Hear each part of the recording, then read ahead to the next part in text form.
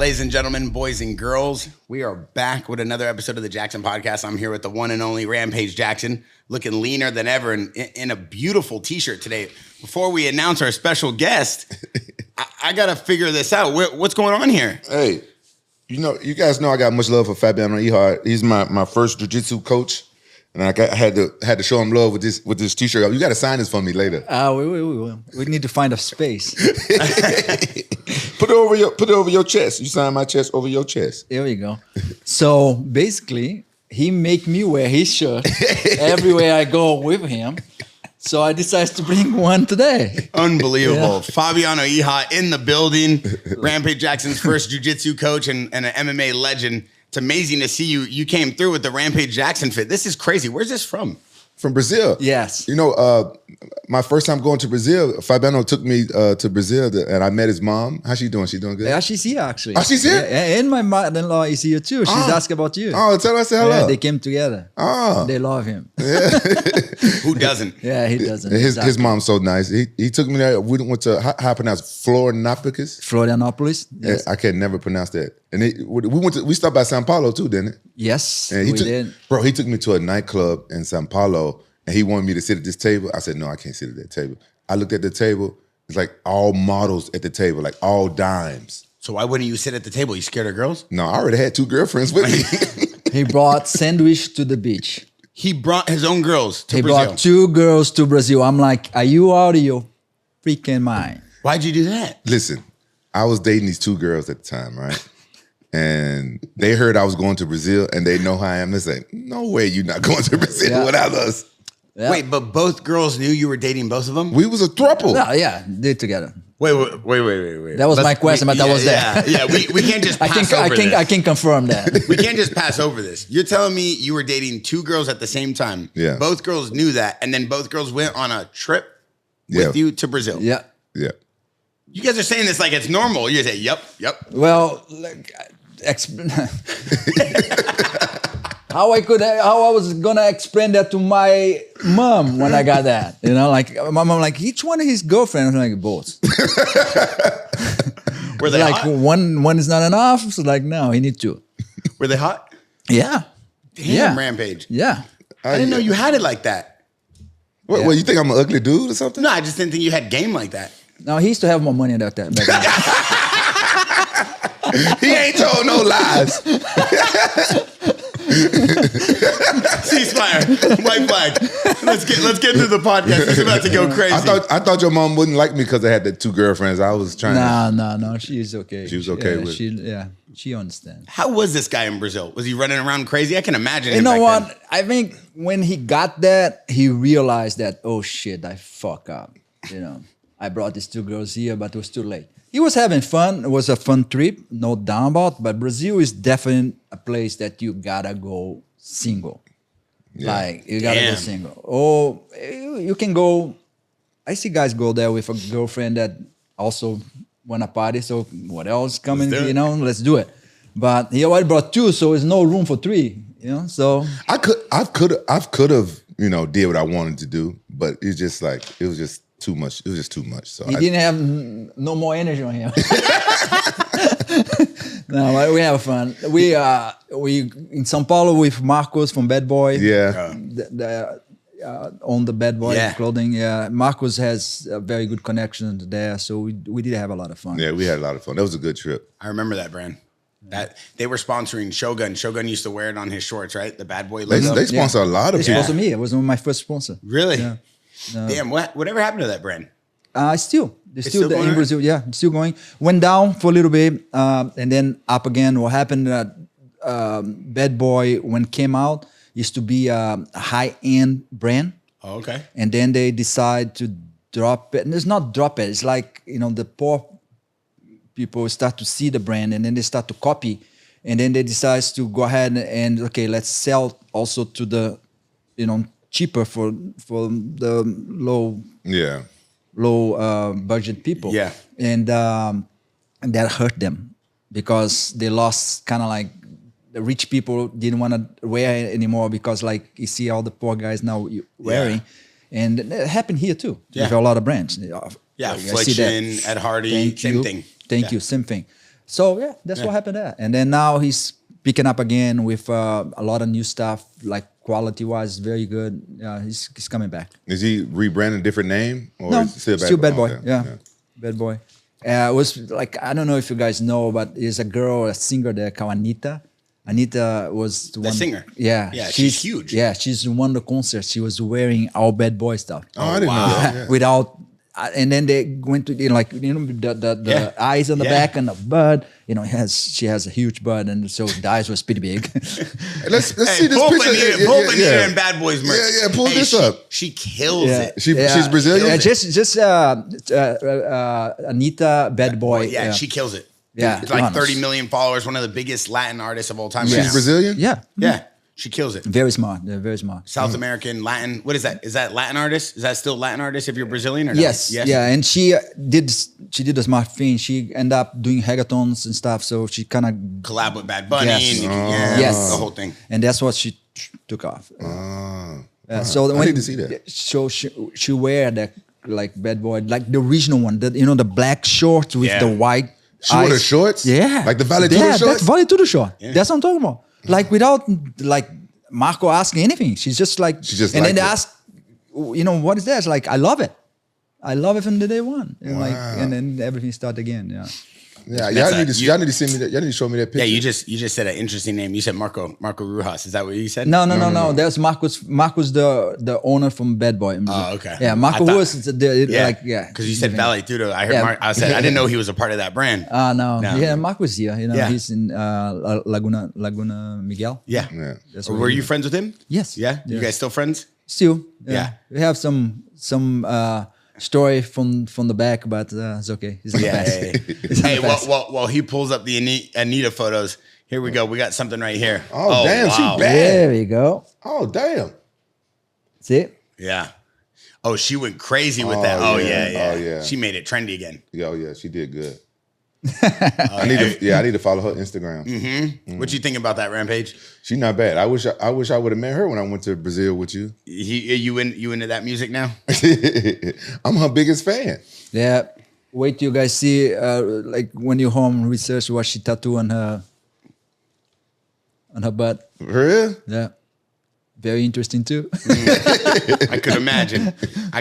That was a very classic genre right there of MMA cultures when everybody was wearing that. Is that a picture of her tattoo right there in the middle? I'm not sure if What it is is, but she. No. She did one Really? by there on the spot. We gotta move away from this, or else Rampage is gonna lose his mind. Really, Rampage, look at Rampage. He's Oh, ready. see, here we go. That's her getting it done. Yeah. Why would a girl tattoo their cornhole? Why would a girl do that? I don't know. And she, I think she tattoo. Yeah, I think I love you. Yeah, Around it. Yeah. Why would a girl tattoo that place? She got her own style. I don't know. Yeah, Yeah, she got her she's unique. She's different. unique. She kills it, and all of Brazil loves her, and she's got good music. One thing I want to kick this podcast off with is Rampage is very vocal about people's diet, the way people train, and you're a vegan. Yes. What? I didn't know that. I was 100% vegan for 3 years now. I and then I lost a lot of weight. It was one of the things that I try to see if I could get better on my knees because but you don't know. I have to have full knee replaced on both knees. So I waiting because if I do now, most likely I have to do another one when I'm 75 years old. So I don't want to do two. And I definitely want to do one when I'm 75 years old. So I'm trying to see if the technology get better. So in the meantime, I start to do everything that I could to see if it could help me. And that did help me. Like the level of inflammation in my body went down. I was feeling way less pain and got me walking normal at least again. Definitely cannot fight or do anything like that or run. But I was to the point I was happy just to be able to walk normal. You know? And the whole vegan did help me. But I did lost a lot of weight, like to the point that friends that I have not seen for a little while, when I used to go, see them, they're like, dude, are you sick? Got cancer or something? I'm like, because I used to be, like little more in shape, but And then I'm like, no, I'm just vegan. He's like, oh, okay, that explains. And now I just eat meat like here and there, but I keep like I say 70%. Are you still working out, or? I do. I'm still working out. Because I remember when we was training and stuff, the guy used to watch you train for your fights. I remember one time you was doing pull-ups on a rope with just his arms, his legs is right in front of him. He's pulling up like that. I'm like, man, that's crazy you can do that. Yeah, one thing that we know better that Rampage doesn't like to train too hard. You know? Like, we don't need to bring that up. If I had a quarter for every time I heard that, I'd be a trillionaire. You know, I think the most funny moments that we have together was in Big Bear. The first time I think we went to Big Bear for you not even fighting, was just there. I remember helping us. It was right me and Tito was supposed to fight. And we have like that on the first time that we did a camping train in Big Bear. And, you know, most of the people don't know when you get up in Big Bear, the altitude kill you. Like make you feel things that you have never felt in your life. It's the worst. It's the worst. And then we went, I have the image in my mind. We went for a run and middle of the run, and Rampage lay down on the floor and said, call 911, I'm dying. I thought I was dying for real. I'm like, dude, I'm not dying. What was he doing? Running? Cardio? We was doing sprints. But just sprint, but he just got that. I had just got there to Big Take Bear. 7 days for you to get used to. And you just laid on the floor? Laying on the floor like, call 911, I'm dying. And I'm just literally kick his foot. But he was the only one that came and looked and checked on me. I was up there. This was my first time training with Colin Oyama and Tito and everybody. I had just got done fighting Sakuraba. Oh, okay. Yeah. And this is early in your career. Yeah. Oh, yeah, very early. His first year. Yeah. Well, I had been fighting in King of Cage for a while. Pride, yeah. Fabiano got me in King of Cage. I had been fighting there for a while. That's another good story. Like King of the Cage came to me on the break between my UFC fights. I was not in contract with UFC. They say, like, you want to do a fight? I say, well, I do, but the only way I do it if you put 2 of my guys in the car. And one was him and the one was Dave. Yeah. And then that's why he started. Yeah, that's when I started. Damn, that's some loyalty, huh? Oh, man, he took care of me, man. Yeah. It's a real coach. Yeah, like when I left Memphis. I left everything in Memphis. I left my truck, my job, everything, apartment, and I followed my old friend here, Dave, because Dave told me he was training with Fabiano because him and Fabiano fought in the UFC together. Dave met him, and I didn't have no money, and he didn't even charge me. I know his gym was expensive because it was the best jiu-jitsu gym in Huntington Beach, so I know it was expensive. He never charged me, so I I felt bad, but I had to do what I had to do. I couldn't afford to even pay. But he never charged me, and he started putting on like amateur fights. So my second fight was for Fabiano, and then he tried to pay me. I'm like, no, man, I can't take no money from you. And then he put me on. I wouldn't be in the sport if it wasn't for Fabiano. A lot of people don't know that. He put me on. He got me in with King in the Cage and everything, and he got me good trainers and stuff like that. And yeah. It was a moment in my life that I could take care of him more because I was taking care of myself. I was fighting at that time. So I couldn't go ahead and for example, get ready for a fight and also train him for a fight. So I have to put him in other people's hand because I could do it. And we have that conversation. I said, look, I think your legs now, you can start to walk by yourself, but I can't really do the attention that you deserve because I'm doing my own. Being a fighter is like one of the most selfish things you can do. You have to. I understand that. You have to be selfish. You come first when you're a fighter, or you can go out there and get hurt. I mean, it's pretty admirable to still have that level of respect for someone years later, and obviously the relationship you guys have. It's an honor to sit here and watch these conversations. I think the community and the Jackson podcast community is very excited about these conversations because this is what MMA is about, this culture and this community of like being a real fighter and having that real zest for the game, not just about the money or the trash talk. talk to me about the original relationship. Like you talked about, you were training at that gym in HB, Tito, and the inception of this, because this is like the true glory days of MMA. I'll tell you this, Fabiano was actually the first Brazilian I ever met, because I'm from Memphis, you know, back when I was... That's a good story. Keep going.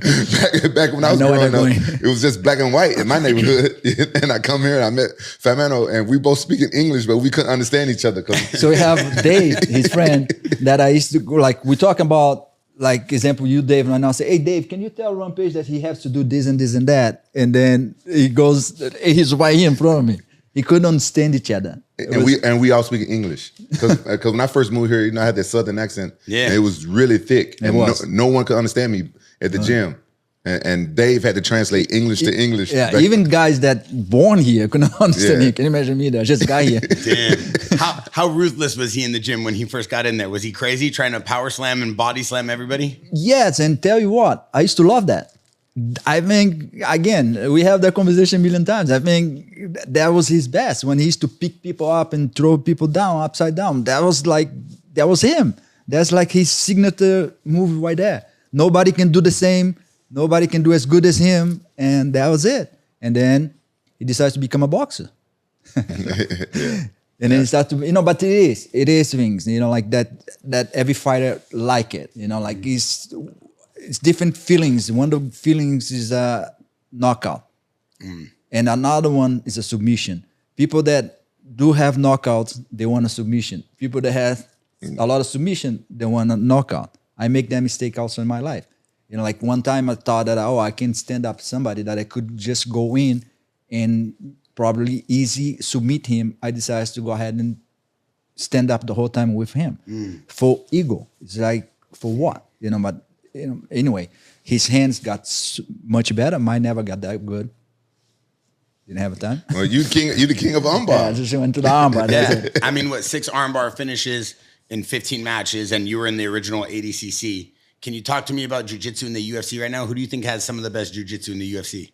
I think, well, I like sorry, I forgot his name now. The Brazilian guy that's fighting. Oliveira? Yeah. And I a little pick. I look all the way around. He's a good guy as well. I met him. We went together to a trip to Mexico. He's a very good guy. Very loyal to his trainer. Things that a couple things here and there that people don't look. I do look. I look like a fighter. How long he's been, fighting. How many trainers he passed or he did pass. No, he's with the same guy that discovered him.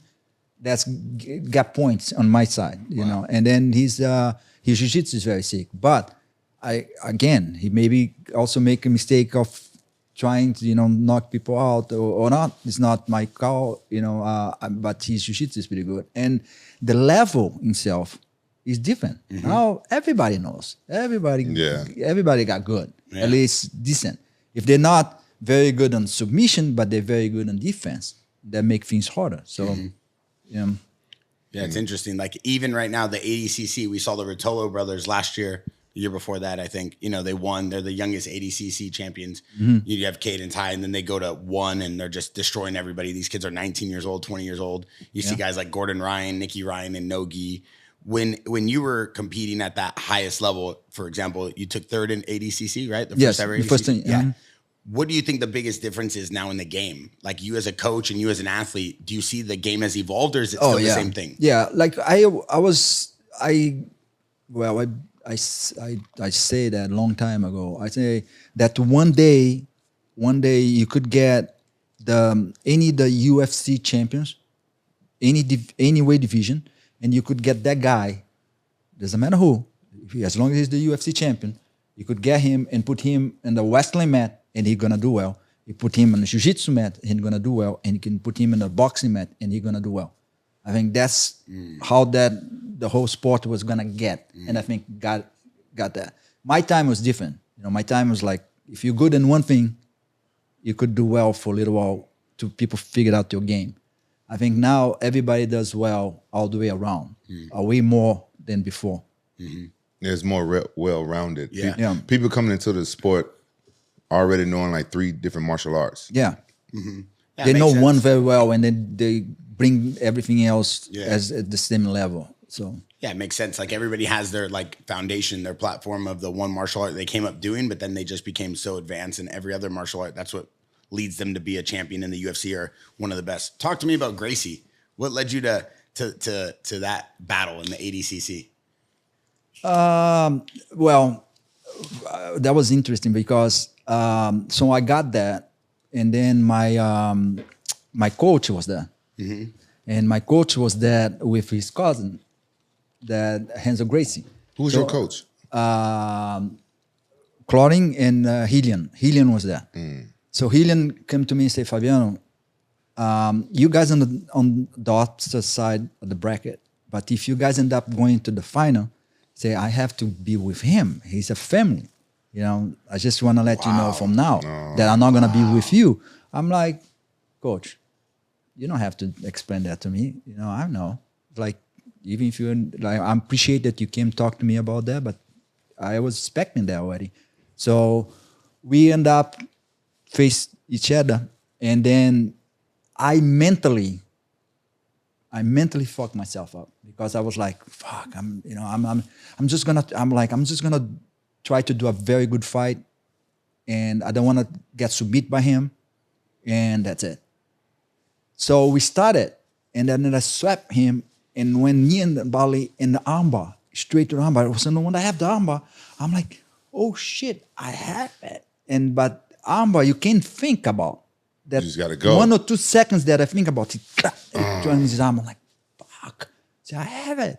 Like I didn't believe in myself. And then from there on, we kept going. And then there was the first 5 minutes, there was no points on the first 5 minutes.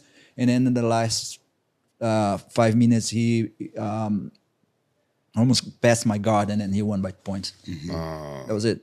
But you don't get points for, I don't know that much about jiu-jitsu terms. You don't get points for the sweep and everything? Like, yes. But in Abu Dhabi, the first year, I don't know if they changed the rules, but the first year was 10 minutes. The first 5 minutes, no points, submission only. So after the 5 minutes, it's start points. Okay, now I understand. So I swept him and got on the side control to the armbar with the first 5 minutes. And then after that, he made points on me. How did you get so good at arm bars? I remember seeing you training, you was doing like 100, but I tried to do that and I still didn't get good at arm bars. Okay, some people naturally get better in one position than the other one. I have very strong abs, like my whole life. So the abs help on the armbar. And then I start to notice that, I'm kind of like, I'm very good on this. I was so good on the armbar that when I was blue belt and people used to come to our gym to train, my instructor used to go ahead and say, to the guy, say, look, don't look on his belt because he's blue belt, but this guy is a black belt on the armbar. If they get you in the armbar, he's going to get it. Doesn't matter if you're a black belt, brown belt, or what else. And then when I was blue belt, I was able to submit black belts because they didn't know my game, so they go kind of easy and they're like, boom, too late. So, and then I start to just get better and better because I start to, see, okay, this is something that I like to do, and just start to adjust and fixing things here and there, to the point that I could armbar any person on the planet. Did you win most of the UFC fights by armbar? Most of them, yeah. And the other ones that I didn't win by armbar because I was like mentally trying to say no armbar, no armbar, no armbar, no armbar. You didn't want like a one-trick pony. I know. I just want like people to see that I could, again, ego. It's like, that I could do all the stuff. And then because, the king of armbar, be careful. It's like, and for me, when the guy used to train to avoid my armbar, for me, even better. It's better for me. It's worse if he doesn't let me even get close to get the armbar. But if I get close, I get it. I don't care. Like what else he trained, what more he trains, doesn't matter. I have so many different tricks, so many different adjustments that I can do and get it. But what he can do is like, don't let me even get close. And then I cannot apply my trick. Hey, this is something that people don't know. He showed me a defense to the triangle choke. And that's where I thought of the pick up and slam. He showed me one defense, like somebody get you in a triangle choke. He taught me how to stand up and you slam down and you turn around and you go into a knee bar because I'm good at the knee bar. I learned that from him. But then when I stood up, I said, "Fuck, I'm just going to pick him up and slam him too." No way. Yeah. So I do that one sometimes. So your slams came from just improvising on the knee bar. It came from a position that defense that he showed me to get out of the triangle choke. That's crazy. Wait, you I don't want to pass over this. You said you would watch him do 100 arm bars on each side in the gym? Probably more than that. More than that. Yeah, In one training session? Yeah. Every day? Yeah. That's how you mastered the armbar? Who was that you were training with? Anderson Goncalves still trains with him. What was his name? My memory bad. Anderson? No, the guy Anderson still trains with. He was in Newport Beach. Wasn't Oh yeah. Well, I forgot his name. he? Yeah. Damn. It's coming. So Too many fights. Yeah. So in the gym every day, you'd go in there, and that was one of your techniques to like master. You would just do 100 on each side. That's cool. Well, more Yeah, than more 100. than that. He probably like 500. More than that. Every day. But I know it can sounds like a bullshit, but I got to the point that, example, we're gonna go train. Yeah. And I go ahead and say, forget about your neck, forget about your left arm, forget about your legs. I want you only protect your right arm. I'm only gonna go for your right arm. That's it. Nothing else. You don't have to worry about nothing else. Wow. And I still get it many times I won. Wow. And to the point is like, okay, dude, okay, you prove your point. So let's do something else. That's so crazy. Because I always wonder, like, do fighters, as a coach, do you look at a fighter and go, listen, you're so good at this technique, let's just stay at this one technique? Or was it more of something like you just know there's no defense to that with the way you were at, the level you were at? I think it's just like, quanto more, again, what else technique that you like it, when you do that the most, you're gonna get it better and better to the point that people cannot defend that. That's crazy. It was like crazy. Story about different fighters, different techniques, different submissions, but the same thing. So you would practice that the slams after the knee bar. You would just went straight forward in a fight. The move was, if somebody got me in a triangle choke, I learned his move. I did it in training a lot. I just never did it in the fight. Because in a fight, I would have to fall down and roll and get the knee bar, then I'd be doing submissions. I always liked jiu-jitsu, but I didn't think that my brand, it was good for me to be out there submitting people. I know how people don't understand. I do have good jiu-jitsu. I just never really used it in fights. Yeah. I used it when I had to. Yeah. And so the move was they get you in a triangle choke. And I remember he stood up and Fabiano taught me to slam my elbow to the ground, and you get out of the triangle choke and you roll over and you got the knee bar right there. So when I stood, I said, I stood up and he keep holding me. I just want to pick him up and slam him. So I turned that move into just, I'll just pick him up and slam him right there. So all my students back in the days, I used to say is that, so example, you walk into a library, there's several books there. You think you're gonna be able to read and decorate every single one of the books, or you wanna go ahead and pick some of the books, get it, and then memorize and kind of know the book well. That's the same as many techniques that you're gonna learn. You're gonna learn several different techniques. You're not gonna be able to do every single one well. I don't do that well. I don't do guillotine well. I don't do a bunch of different, I don't do knee bars well. So why I'm gonna go ahead and waste my time trying to make everything like very well? I just go ahead and pick one or two and be the best in the two, and that take you everywhere you want. Sense. So you have more chance that way.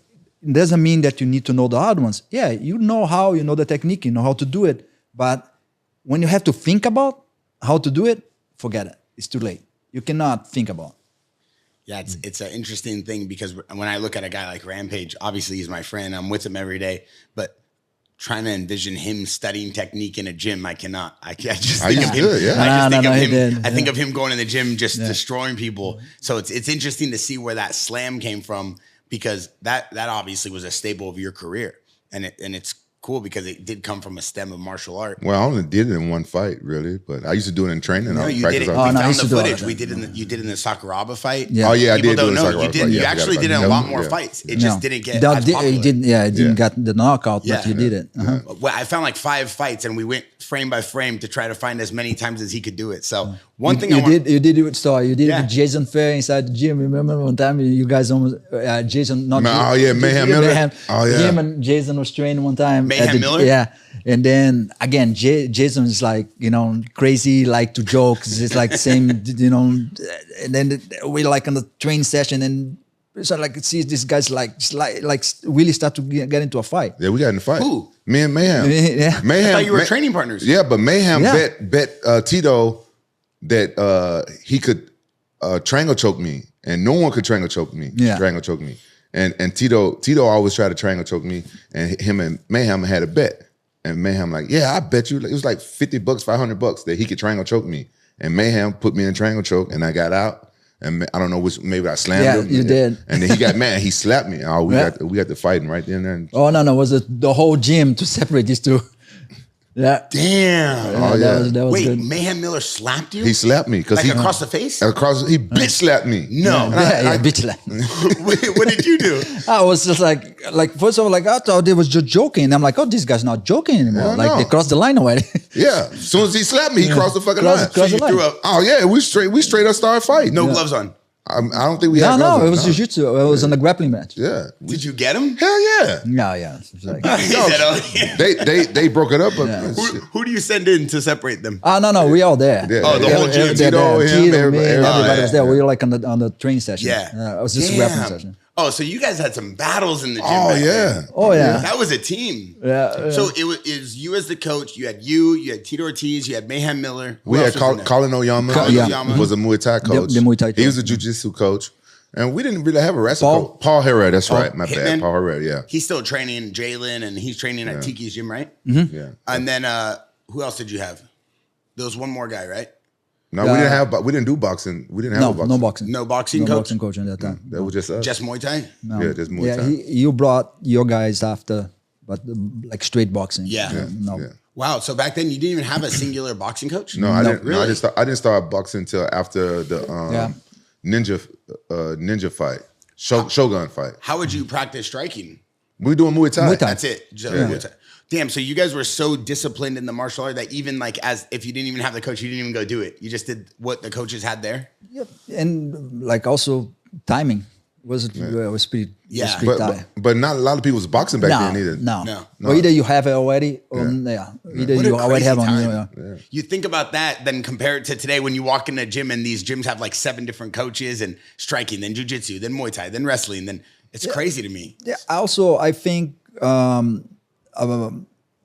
if you were better Muay Thai, you're gonna do a way better in MMA than if you're a good boxer. Yeah, back then, yeah. Yeah, back in the time, Yeah. just because that's the way you stand it for boxing for for Muay Thai is different. Yeah, for the leg kicks. Because I started getting kicked more in the legs when I started training boxing, just because my foot stance was different. So you know how MMA evolved, right? So in the beginning, the sports that did well is what people train. So in the beginning, you remember it was one martial art versus one martial art. So jiu-jitsu did well, wrestling did well, and Muay Thai kickboxing did well. So boxing didn't do well in the beginning. So not that many people train boxing. Matter of fact, I think the only person I even knew that was training boxing back then was Mikey Barnett. He was the only one that I knew of. What is his name? Man, Yeah. hold on, from Brazil.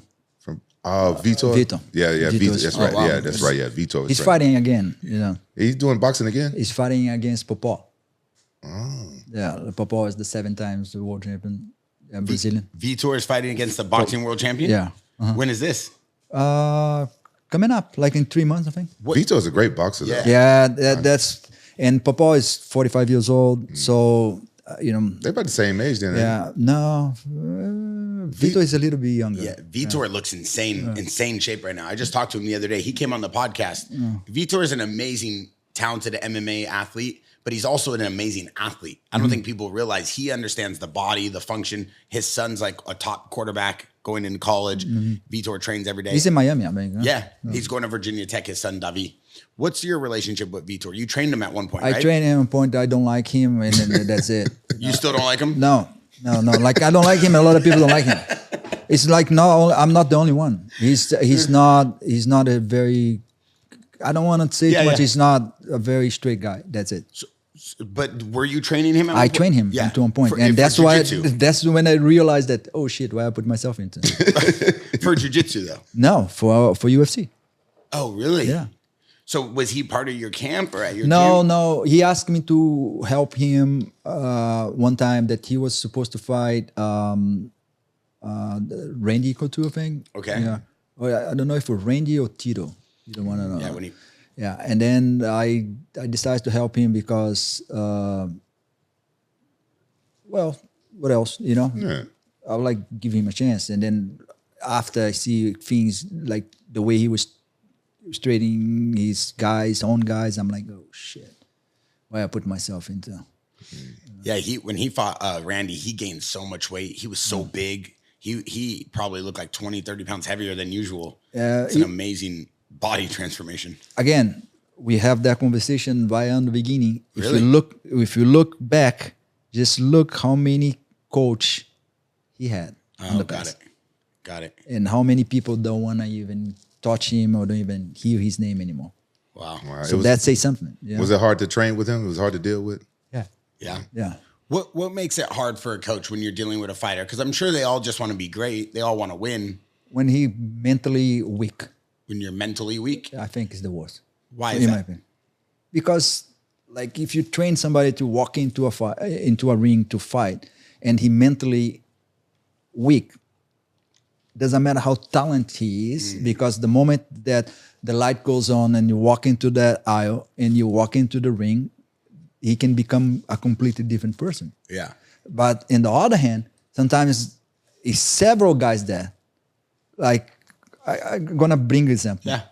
Not one of the most talented guys that I ever seen in my life, but look his career. Dan Henderson. Oh, yeah. Mentally strong, completely different. Like in the gym, we trained before. Yeah. He's not like that guy that you see in the gym. It's like, oh my God, this guy's amazing. It's okay. It's okay. Look his career. He's a point on that. Tough. Yeah. Tough motherfucker. Yeah. That's it. You know, and then you see guys that like unboxing, amazing, and gym do well, and then they don't do well on the fight. Here. That's why, in my opinion. Yeah, I agree when you really think about it. No, it makes sense. I mean, I'm not a fighter, but as someone who interviews fighters and talks to fighters and sees it every day, me and Rampage always say, you could tell the difference between someone in here who's tough and Look this guy. Yeah. He's tough, has no talent. He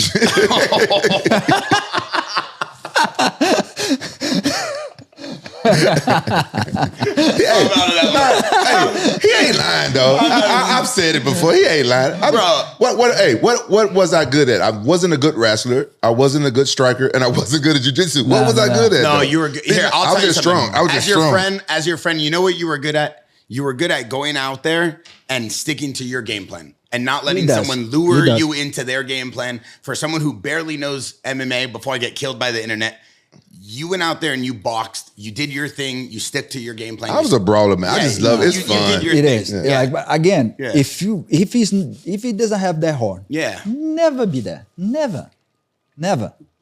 If he was weak, never. Not even close. Got it.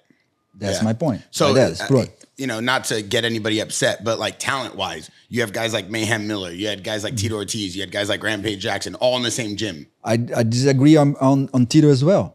Okay, Tito is also tough, very tough. I don't take that credit for him ever. Okay, that he trains hard, really hard, hard.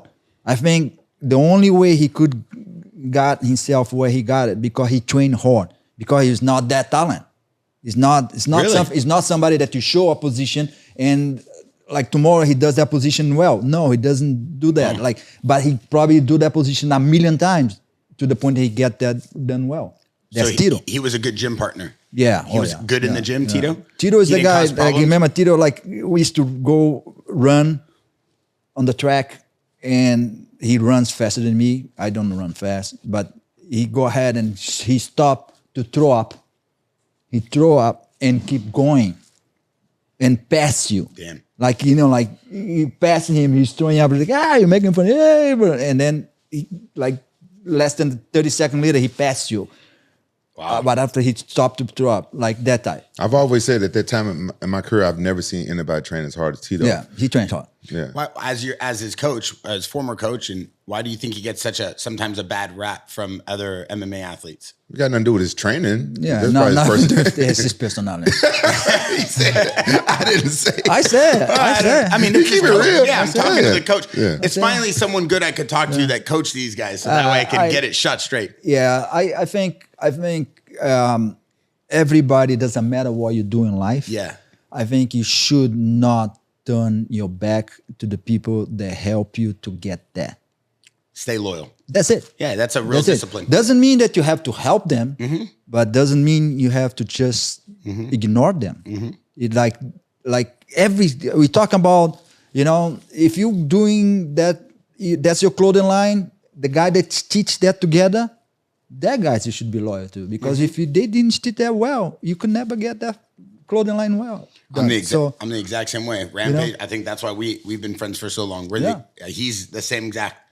If I bring in someone, it's not part of his thing, not part of his routine. Don't matter if the guys he's with is good or bad. It's loyalty first, and then everything else comes second. It's true. you know, in that point, example, if you look back, who is around him from that time? From that time that everybody was starving, everybody was trying to get things done together, who is still next to him? Who can come and do this? You know? That doesn't matter where we see each other, we hug and we have love to each other. Yeah. So what about in the gym? Just give me a little bit more insight on this. How was like Mayhem Miller and Rampage every day? Were these guys at the level of where you saw they were going to go to, like Rampage to get a belt, or was it a lot of chaos? no, yeah, I saw that. Yeah. Yeah, it's just like, again, one have to train a little harder than the other one and get, you know, to get things done. And again, and also things in life that, you know, help to everybody that, you know, slow you down, will get you forward. Yeah. And then that's it. You know, even him and Tito under the position that Tito was the UFC champion and he could be the champion. And that fight, I put all my money. Like why here, why now? I tell you, I put all my money. If one day these two got into a ring, I put all my money on him. There's no doubt about that. Wow. That never happened because Tito, like, you don't want that happen. Wow. Like, you know, No, like, respectfully. I've not said anything. Why not? I stayed away from the UFC because I didn't want to fight Tito. Because Yeah. of the loyalty to the teammate and the coach? Yes, Wow. yeah. But it shows something about someone's character. About That's him. why he's the most loved About fighter. him. Show me one other fighter as loved as him. Man, a lot of fighters. No, not at your level. No. No. You're every fighter's favorite fighter. Yeah. Think about that. Everybody's favorite fighter, you're their favorite fighter. I want to talk about something You else. see, he gets all upset. Yeah. That's why he's Now, a good let's guy. talk about something funny. Yeah. I Yeah, tell yeah. you a funny story. Yeah. So one time, long time ago, we decide to go and train at the beach. It's like do some run. Like Huntington Beach? And in Huntington Beach. Yeah. While on the sand, do some running, do some stuff that. And then right after that, I call everybody, say, okay, now we're going to go ahead. We're going to go to water to the wrist and we're going to run into the water. And everybody got into the water and Rampage like staying outside. And they're like, come on, man, let's go. He's like, hey, coach. What? I don't go in the water. I'm like, why not? I was like, hey, you know, you don't know that brother doesn't know how to swim? I'm like, I don't know that in Brazil. Every single brother know how to swim. It's like, I don't know how to swim. I'm like, I never heard that in my life. You didn't know how to swim. Fuck no, not no. Hell no. I had a question, do you know how to swim now? Not in a pool. Yeah, because you got like, you know, he got rich, he got pool now. It's like a dog. You know, when you get a dog and you have a pool, you have to throw the dog in the pool. So that I was like, I never heard that in my life. What the hell would that happen? You thought Like, you were going to sink? Thought you were going to Man, I drown? don't fuck with no ocean. Hell no. My first time ever even getting in the ocean, I only been in the ocean one time at this point. One time in my life, when I first went to college up in Northern California. I'd never seen the ocean before. Me and my teammates, we took a weekend trip. Took us a couple of hours to get down to the water. I took everything off, and I wasn't going to go swim. I just wanted to get in the water. I'd never seen the ocean before. I ran in that motherfucking water, and with my little skippies on, man, that shit was cold as fuck. I turned around and got out. I never got back into the ocean again. Yeah. Oh, you know, man. a problem is if you get cold, you know, on him disappear. Yeah, we know what happens. He loses all his strength. One thing that we ask our Jackson Discord in our community when we're bringing on a guest, we say, hey, what's some things you guys want to know? Tell us some questions, and try to get them involved with us, because the Jackson podcast is growing real quick. Mm-hmm. We have one of the best selling chains right now for men worldwide on JAXXON.com. So one of the questions we had was, who was the best grappler you ever rolled with? Jean-Jacques Machado. Really? Yes, because I never have a chance to roll with Rickson Gracie. That I know, in fact, from other people, that Rickson is the best. People that very good, that I have trained before, that train good. When I train with him, he make me feel like I didn't know anything. I never have a chance to train with him. I wish I had, but like so far, I'm telling you that definitely Jean-Jacques Machado is one of the best. Wow. That's crazy. I go through the list of like some of the top athletes in jiu-jitsu and people that you've had to fight and go against. So to hear that name, that's pretty interesting. What about the concept of people talk about the UFC pay back then and ADCC, and then the way people were getting money and how the sports evolved. What was the difference, you think, from back then to today in terms of how you would have done your training differently, or the way we talk about camps now and everything? Yeah, like completely different, because also the money that we used to get paid, and back in the days, the fight used to happen every 3 months. Remember, like a UFC fight, it was every 3 months. It was not even every month. So if you're lucky, you'll be in every single card they have. So basically you fight in January, let's say, and then you're going to fight again in April, and then you're going to fight, and kept going like that. So, but the 3 months that you spend training is sometimes not even the amount that you're going to make it on the fight. So I need to also trying to get sponsor, and that was the beginning of the sport. And back in the days, I was like, damn, I'm doing so good.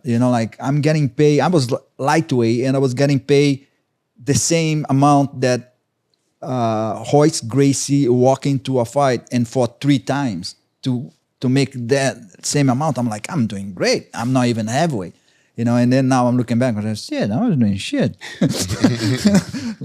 I always thought he was rich though, because he always had like nice Hummers with the TVs all in the back seats and everything. He had that's probably just one of his cars and stuff like that. I'm like, oh man, my coach pretty rich.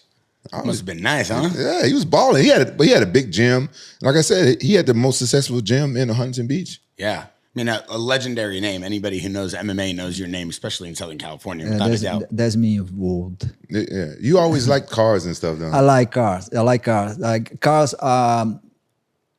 Well, even before I moved here, I used to race rally, and I used to do a quarter mile back home. So I used to build my own cars for race before I moved here, and then we start to get into the whole fighting game.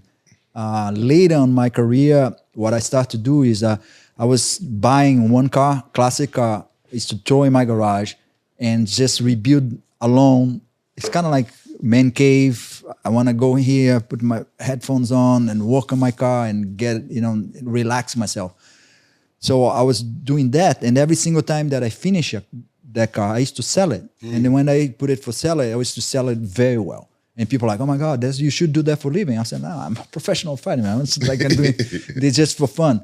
And so, of course, the moment that I could not fight anymore, I decided to stop that as a hobby and start as a career. And that's what I do now. I rebuild classic cars. Sickest cars. Yeah. I just saw his truck outside. Yeah. What is that? What was that truck outside? That's the F100 with full injection 1966. It is insane. Yeah, I love those Matte trucks. black. 10 out of 10 job too. The way he does his interior, his engine. Yeah, I looked at it. It's mint. Yeah. It's pretty crazy. I was trying. I want it. leave it here. I mean, incredible job. I mean, obviously, a fighter who is as disciplined and a coach who is as disciplined as you to build champions and build a team. I wouldn't expect anything else. You know, he's not going to take any shortcuts because I even looked underneath the dash. I could see it was all polished perfectly, and you tucked back all the interiors. It's an amazing job. Now you did everything yourselves. Yes, and I do everything myself. And then when my son, he's in Utah now, but when he comes for the summer, he helped me. But that's it. Pretty much by myself, everything. Suspension, I take it apart. I send it to a shop to paint because I don't have the license to paint. California is kind of crazy about that. Oh, you need a license to paint? Yeah, so you don't use like the bad chemicals and the illegal paint. It's all racket. Yeah, big time. And then so I send it to a private painter, and they do all the paint, and then I bring it back. And then I start to put it together, and then I'll take all the interior, send it to my upholstery guys. I have 3 different levels of upholstery. That one you saw is my number one guy, the guy that does Royce, like you name it. So use him, as you can tell from the stitches, everything the way it's done. And I put everything together. Yeah, I wasn't surprised. I saw him because I follow him on Instagram. When he started posting those cars, I wasn't surprised because he always had like nice cars and they was always pimped out. I broke 4 records so far for the most expensive car sold it so far on that category. Wow. So the Scouts, I have the ones that I been building been going for $120,000. And before that I started to do it, people were selling, it was getting from like 70, 80s, it went up to 120. Wow. He has an incredible Scout collection.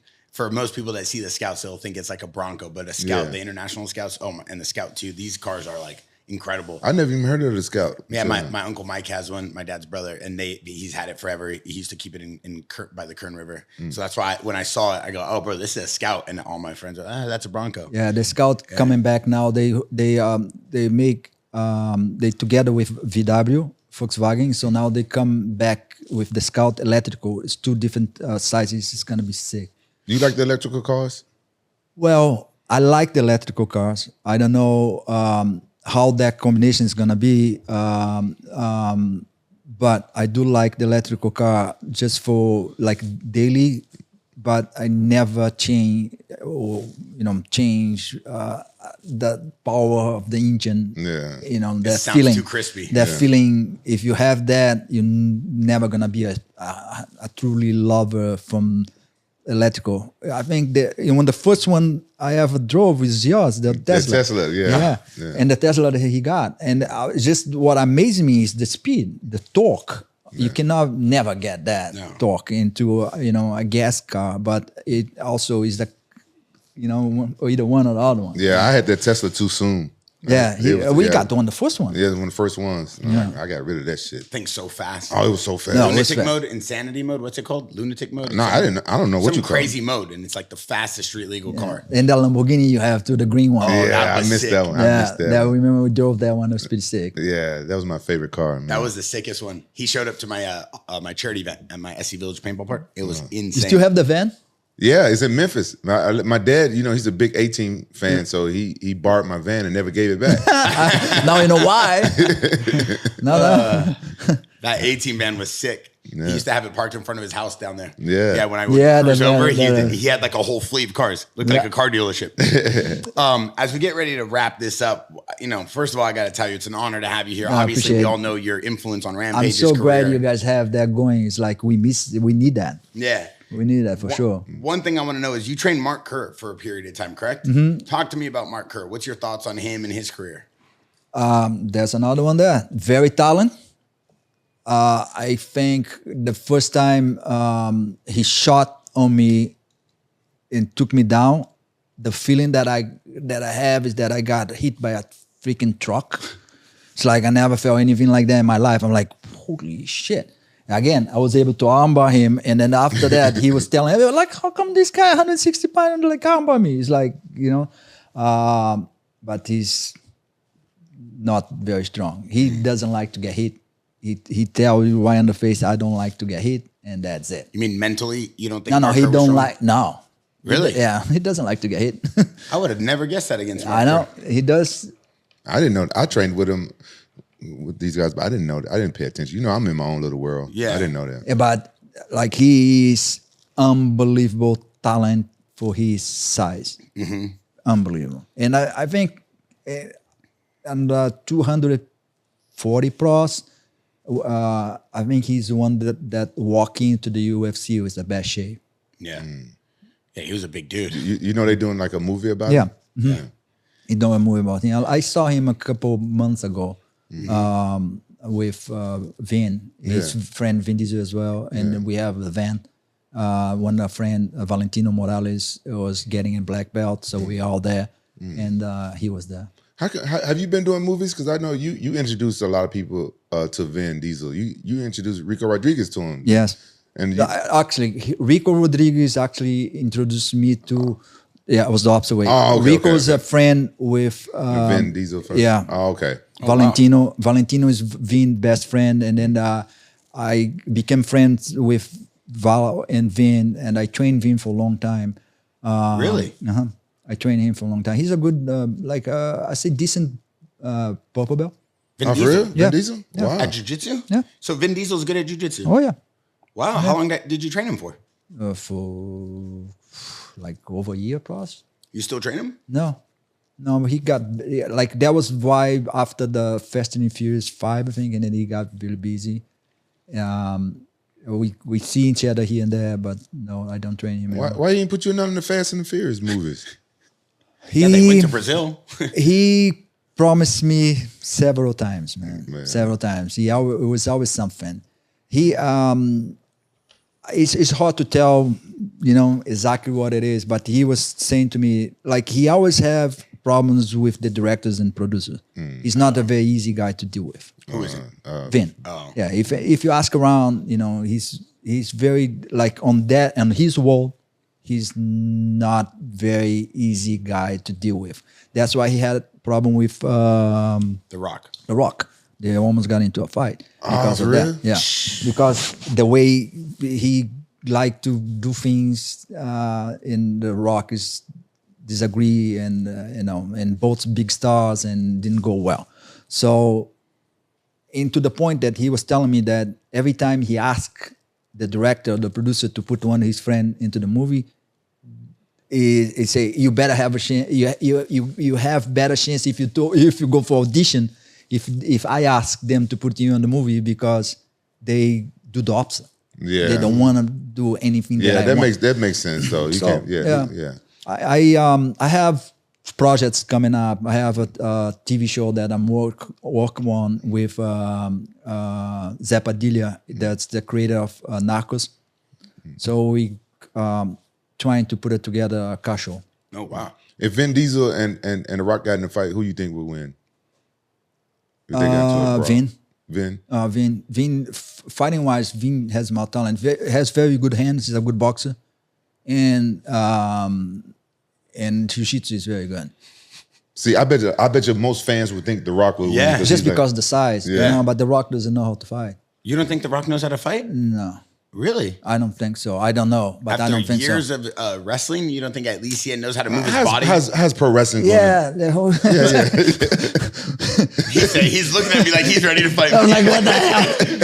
No, yeah, but but you would think he would know how to move his body, catch weight, throw weight. yeah, you but know? again, if he goes to the ground, he's like Vin jiu-jitsu is pretty good. It's not bad. Yeah, what's that pro wrestler that came over to UFC and never won? CM Punk? Yeah. So tell that to CM Punk. Yeah, that makes sense. Yeah, but don't put that on me. No, you just said it. No, you just said don't put that on me. No, you just said that pro wrestling would teach somebody to know how to fight against look a fighter. Brock Lesnar. Brock Lesnar was a wrestler, a real wrestler. Brock Lesnar went from the WWF to UFC, became a champion, and then went back to the WWE. But what was he at first? You know. I'm just talking about wrestling. He was a collegiate style wrestler Yes, first. I think he went wrestler. to he He's a went wrestler. to where'd he go? Mizzou? Vinny? Mizzou? It's a three Same as letters. It's a three letters there that make a big difference. Pro, wrestler. So pro, wrestler. Yeah. Yeah.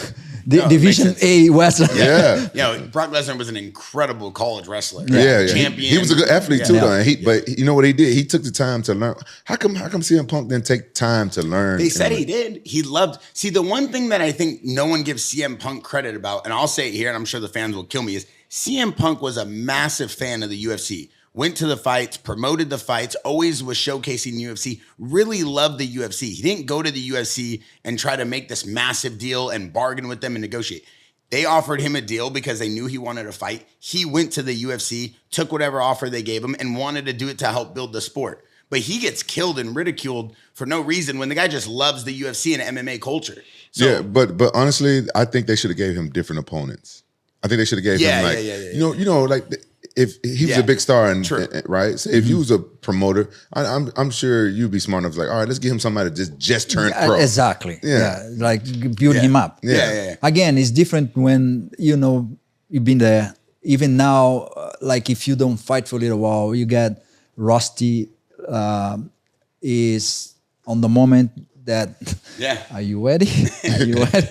Oh shit. Showtime. You know? When tomorrow you fight, that goes away, you can go there, your heartbeat it's the same, doesn't change. You don't lose your appetite the night before, but before that day, oh man, like back in the days, like I used to go ready to have a lunch, and when I think about my fight, I'm like stomach sick, I can't even eat. Like that, that bad. Jeez. And to the point that you're like, oh, don't care anymore. There's another day on the, another day on the park. But until you get to that, damn. Are you still watching a lot of MMA and UFC right now?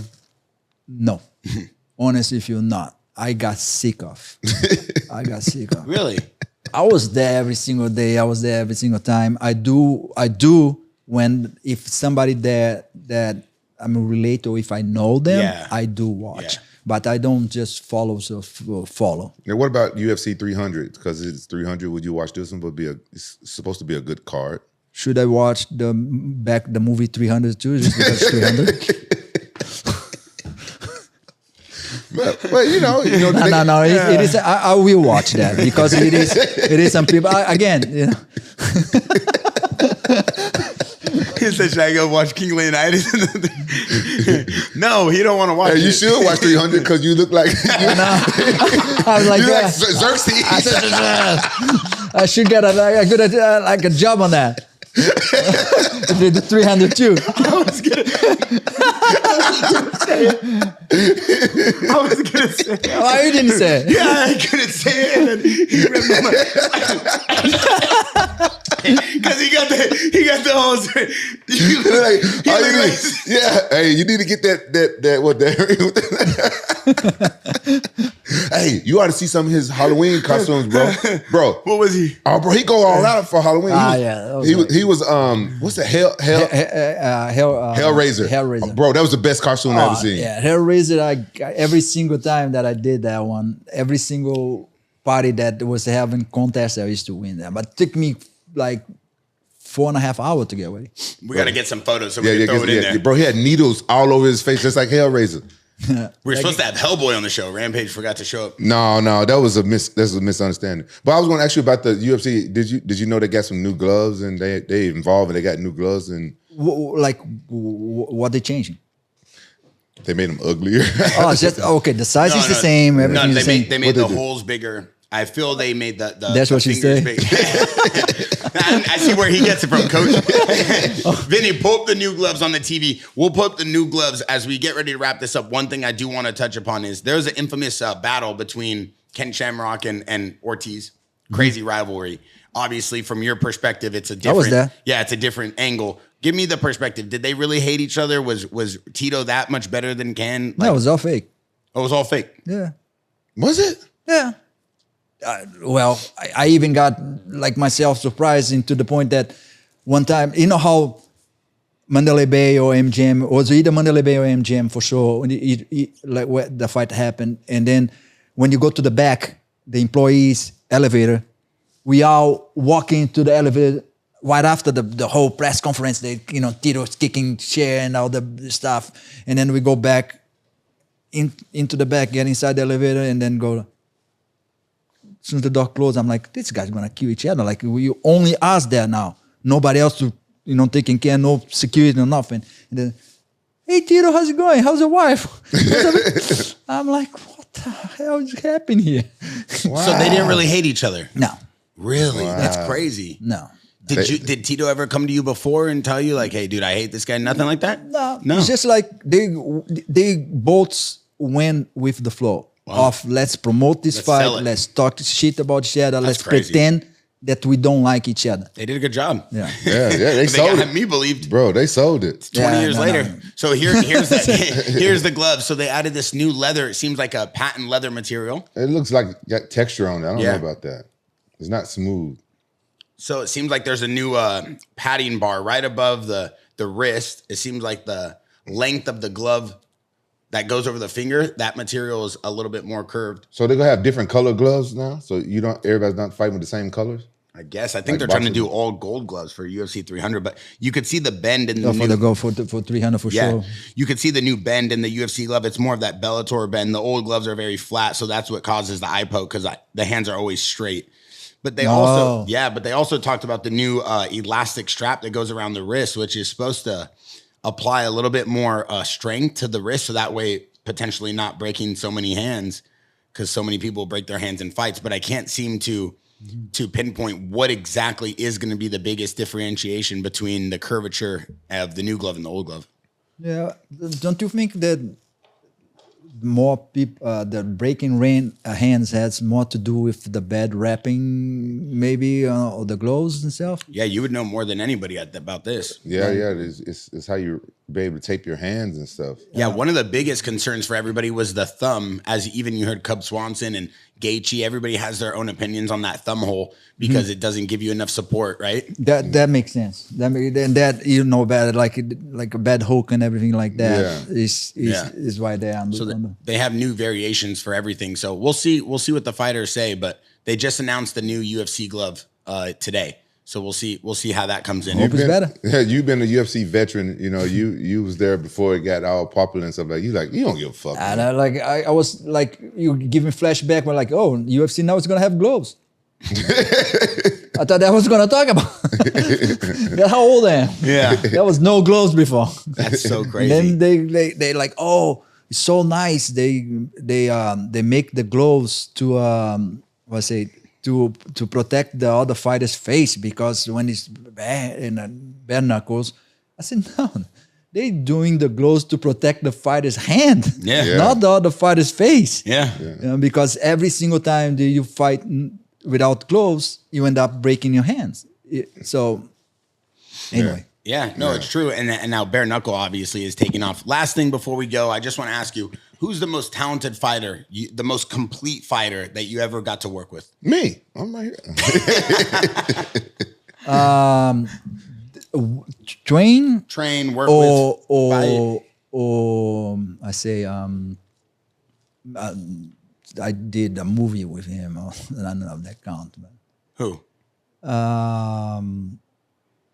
damn, I got hit so many times. What's his, what movie was it? Hold on. George St. Pierre. George George St. St. Pierre, Pierre. in my opinion, is one. GSP. Yeah, GSP is again all the way around. Yeah. Mentally, physically. Yeah. I think I like him a lot. John Jones. John Jones. Take some of the bad stuff if you leave only the good stuff. Yeah. I think he's one good guys there. Yeah, those are two great. He can tell better. Though. Coach. That's your man's coach. he keep it real. You can't get mad at somebody. Were you for keeping training it with real. him when you fought John Jones? No. No, we're not. No, that's why he lost. Was there ever a fight that Like every time he lost, I can say the reason he lost because was not that. was there ever a fight that you were super proud of Rampage of the way he fought, the way he performed based off the training he did with you? Like several. Do you have one most in particular that you couldn't remember? Him and even him and Brazilian guy that you lost to him, but you beat him. Vanderlei. yeah. When you beat him, I think that was you. That's what you were there. And they need another one, but Yeah. and maybe in another Yeah. time. But That's amazing. You know. It's crazy. Like 20 years later, I can imagine like sitting across from my coach and talking about the memories because the guy had a belt. He was one of the. When he started, we worked together in some point to get him in Pride. That was everybody wants to be on Pride. Pride was Pride. UFC was UFC. Oh wow! Know? So Pride was like, if you ever fought in Pride, you made it. So the idea was to get him on Pride. When we did get him on Pride, I could never go with him because I didn't have a visa. Oh my God. To come back. I could not leave the state. I was in the process to getting my visa. Wow. So I could never go with him. Remember, like several times. Beside that, I was fighting at that time too, but there was time that I was not fighting that I could go with him, and I could not go with him because I didn't have a visa. And then he ended up creating a relationship with other trainers that to the point that I didn't want to go back to him and say, "Oh, I have a visa now. I'm the one that discovered you. I want to go with you." Never did that. He could have though. I could, but I never did that because I was in respect from people that took him and start to build relationship with him. Say, why I'm gonna get this train already going? I helped to move. But he's getting in the high speed himself. I don't need to jump in after and say, "Come on, buddy," that's it. So, that's the point. Yeah, that's why I was never there. Yeah. So people understand why I never see you with him. In Japan. He talks about you all the time though, so it's not like he doesn't say that. But it is cool to see a coach who has that much respect because we see so much drama nowadays with coaches, right? My fighter, my gym, this like. Oh, it's a nightmare. Some coaches don't get along with each other. MMA, you need multiple coaches, and it's a nightmare, especially for some of the fighters sometimes. Yeah, the last thing you needed as a fighter is a drama. Yeah. I can imagine. Because you got too many things going on in your mind. If you have a drama inside, it's like... Bear was thinking about starting his own amateur MMA league. Then he saw the drum. He said, "Oh, no, fuck that. I don't want nothing to do with it." Because, he wanted... He want 5 girls here every time he trains. I said, "Yo, we can't have 5 girls here. I could have 1. I want 5. I want 1 at every corner." Ring girls. Why 5 only now? You're getting old. I'm getting old now. You're getting old. I'm 45.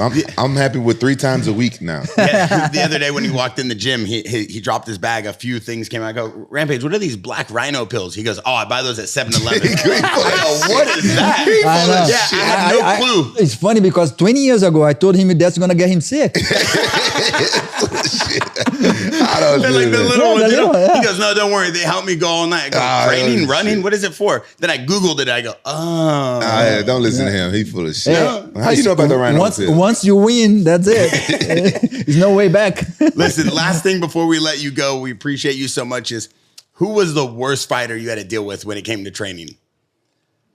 Ooh, worst fighter. Wow, that's an interesting one. I don't know. I think they all worse. Was there one that drove you crazy? Well, Vitor really, Yeah. Vitor like definitely dropped me crazy. Was he like a prima donna? Yeah. Oh, okay, yeah. Vitor is like, it was too much thing going on in his freaking mind. I think, I'm not gonna say him, I just think in general, I think fighter, when back in the days when steroids used to be allowed, and you take steroids and you go to a fight, and then when they stop that guy never gonna be the same ever anymore. I don't care what the hell you do, it never could be the same. Because when you juice, you feel like the Rock, the Incredible Hulk. You got extra power, you go into the gym. If you lifted 200 pounds, you take it a shit, you start to lift it 350, you don't even know where that come from. And then you think you're unstoppable. Yeah. But the moment you don't take that anymore, here, it's nothing you can do. Bro, it's I heard too much about damage. That so many times. It's too much damage. It falls off a cliff. Yeah, it's like you're feeling like, oh, I cannot do that anymore. I can't lift it anymore. I can't do this shit anymore. And you forget about how talented maybe you are. And because you don't even let it go. So how can you show or do well if you don't even let it go, your talent? Because you're afraid to let it go. Yeah. Bro, that's why a lot of fighters from Pride came over to UFC And didn't do well. And didn't do well. It makes sense. A It lot, makes sense. I mean, a lot. we're seeing that now, though. Again, when sorry to interrupt, yeah, but no. that's why when particularly talk about that, I didn't want to say anything related to Victor. Just saying in general. In course. general, Because in yeah. general, No, but it makes you can, sense, it's a list. We know you're not talking about Vitor. Yeah. In general, a lot of people, Yeah. that had the same problem. Regardless of Vitor, but the concept of steroids in MMA right now, we see it in one, we see it in jiu-jitsu, no gi. We're seeing, I mean, these guys in no gi. You are see like, it in one. Why you say my friend Juan's name? He don't do no, jiu-jitsu. one championship. One Oh, championship. I thought you were talking about Juan What I Archuleta. gotta do it? I thought because know. he never done steroids. No, I'm not talking about him. I'm talking about one. They test everybody, and we're seeing it everywhere. UFC with the new USADA, they got rid of them. They brought a new one. So it is true. When these guys jump off of it, go look at the record books. It shows they just fall off cliffs, and they never get it back. So, It's mental, huh? Yeah, one thing that I disagree, I think it should be completely different if they make the waiting into the fight the day of the fight. No, that's dangerous. Can you imagine that? Oh. That'd be different. Every single weight division be different. Yeah. Every single one. But it's dangerous though, right? It's dangerous if you cut that much weight. So don't cut that he's much saying weight. don't then walk around at a natural weight, fight Thank at you. a natural weight. Thank you. Listen, some Yeah. guys cut 25 pounds. He's totally right on this. Watch the entire dynamic of the UFC change when these guys can't drop 30 pounds and run through a division, and they have to drop 4 or 5 and fight at their natural weight. It is the game. It is the way it is. But how proud can you be? Say, oh, I'm a 155-pound champion when you walk in 200 pounds daily. Yeah. It's true. Yeah, I didn't think about that part because Be different. Again, it is a game. It's talent. To cut from 195 to 155 is talent. Is a lot to deal with. But how about if you don't have that? Bro. What weight division you'll be true. champion now? Now you'll be fighting I'd somebody. have to you fight don't- at 190, not 150. so many fighters be out of a job. Yeah. Yeah, thank you. Yeah. Yeah. I mean, we talked about this the other day because I'm not a fighter, but I was trying to cut weight to see how low I could go. I was at 161. I felt like I was going to die. I was like, I don't even know how this is possible. This I think one of the most funny guy that you probably can see cutting weight is this guy. Why? Oh my God! He trying to buy a Cuba Ice for $100, $200, $500. I give you $1,000. Give me the ice. Nah, give me the ice. Give me something. This one. Where were you guys at? Like so many times. Yeah, like he yeah. did, like he did have like some hard time cut weight. Yeah. It didn't come easy for him. You know, I like to distract my mind. I like to And joke then the around. jokes, of Yeah. course, help on that. It's not like nobody gonna give to him. Kind of moody Yeah. when he's cutting weight. Besides moody. $1,000 one time, I almost gave it to him. It's $1,000 for Cuba Ice, You can beat that. It's not like he's gonna gain too much weight. Yeah. You're like, 1,000. It's another TV in my Hummer. Bro, you've never had to cut weight before, have you? Just the last 2 months trying to do this thing with No, you. I'm talking trying to about cut weight. I'm talking about it's a not weight like- cut, like a 3-hour weight No, cut. I got kicked Yeah. off my wrestling team in high school. I couldn't make weight. Oh man. Yeah. But you was heavyweight, Yeah, I was heavy. but you don't got to make weight for heavyweight. No, I just still couldn't make it. Yeah, Coach didn't like me. I cut from 178 to 155 to fight Jesus. twice on 155 because Frank Dana asked me. They told me it's a new division. It was not 155 weight division, and they brought that up and they say I want you to be the next 155 champion on that. Like we love if you become 155 champion because we know you and be great. I say, okay, I try. Oh my God. I think also cut that much weight has to do also how old are you. As older you get, It's harder, harder. almost impossible gets into the point that it's almost impossible. But again, I was like, I'm gonna die. Like, I'm gonna die. I can't even think straight. How I'm gonna fight tomorrow? I have to fight tomorrow. Like, and I have migraines problem. So when you dehydrate that much, the migraine of course comes up, and it's a bunch of stuff that you don't want to say anything after because you don't want people think that you give an excuse.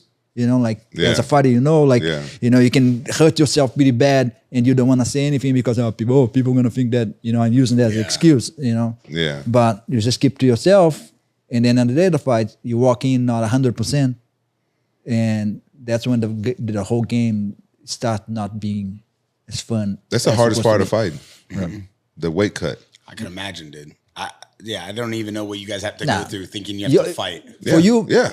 I think the worst for you is training. Yeah. I think after you done training, disagree with me. After you done training, let's say you go with a very hard training for 3 months. After that, you can fight every single weekend if it was legally possible. If I didn't have to cut weight. Yeah. Like after you keep fighting because you just keep yourself there. Yeah. But to get yourself into that point, Yeah. The first week of training? yeah, Oh, yeah. it's pretty hard. But the you know? weight cut, man.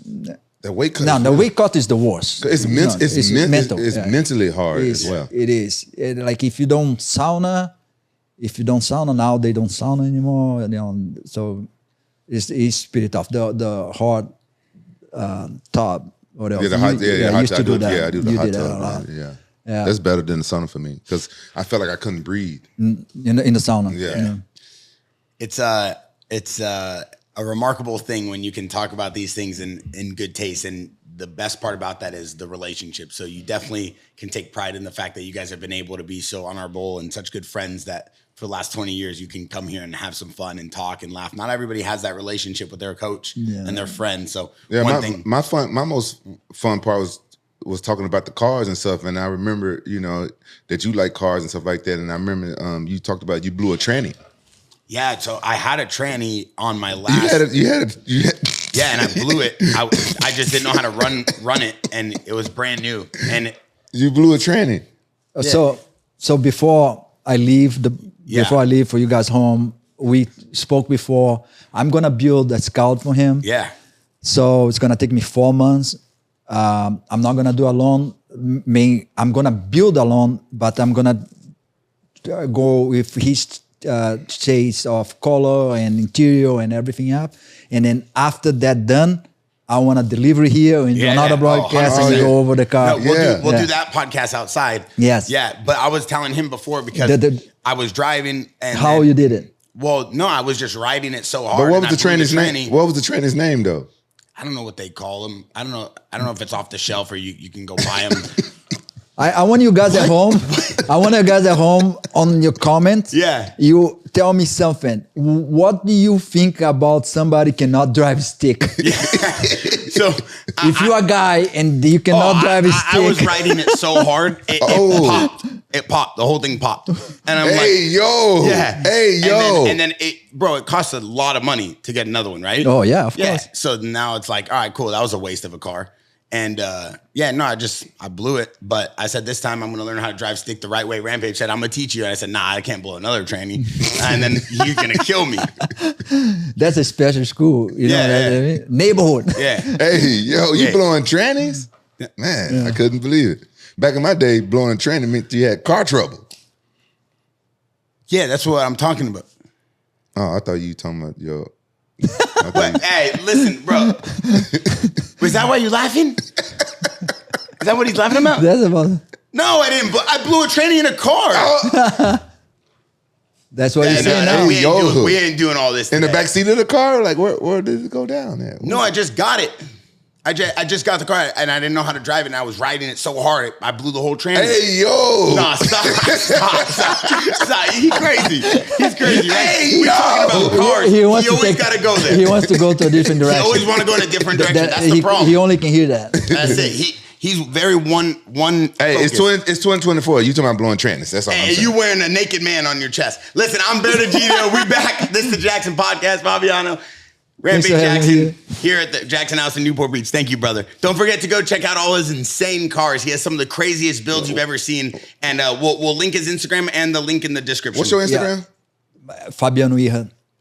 How you spell Iha? You don't know how to spell IHA. And also I have one of the truck that you want to buy. It's on the auction, but you're probably going to buy it. Yeah, we need that truck.